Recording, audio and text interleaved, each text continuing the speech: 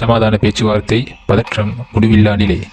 America மற்றும் Iran இடையேயான சமீபத்திய பேச்சுவார்த்தை பாகிஸ்தானில் தோல்வியடைந்துள்ளது. பல ஆண்டுகளுக்கு பிறகு இரு தரப்பும் நேரடியாக சந்தித்தனர். பாகிஸ்தான் நடுவர் நாடாக செயல்பட்டது. ஆனால் சுமார் 20 மணி நேர பேச்சுவார்த்தைக்கு பிறகு எந்த உடன்பாடும் ஏற்படவில்லை. அமெரிக்கா கூறியது ஈரான் தனது அணு திட்டத்தை நிறுத்த வேண்டும், ஏவுகணை திட்டத்தை கட்டுப்படுத்த வேண்டும் மற்றும் ஹர்மூஸ் நீரிணையை திறக்க வேண்டும். ஆனால் ஈரான் மறுக்கிறது. அவர்கள் கூறியது அணு உரிமை அவர்களுடையது மற்றும் தடை நீக்கப்பட வேண்டும் என்று. இதுவே பெரிய மோதலாக மாறியது.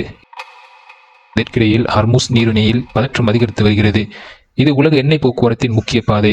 அமெரிக்கா கடற்படை அங்கு பாதுகாப்பு நடவடிக்கையில் ஈடுபட்டுள்ளது. ஆனால் ஈரான் எச்சரிக்கை விடுத்துள்ளது, வெளிநாட்டு படைகள் வந்தால் கடுமையான பதில் இருக்கும் என்று. இப்போது நிலைமை மிகவும் ஆபத்தானதாக மாறுகிறது. ஒரு புறம் பேச்சுவார்த்தையின் தோல்வி, மற்றொரு புறம் படை நடவடிக்கை அதிகரிப்பு. இப்போது கேள்வி, மீண்டும் பேச்சுவார்த்தை நடக்குமா அல்லது பெரிய போர் வருமா? உங்கள் கருத்து என்ன? கமெண்ட் செய்யுங்கள்.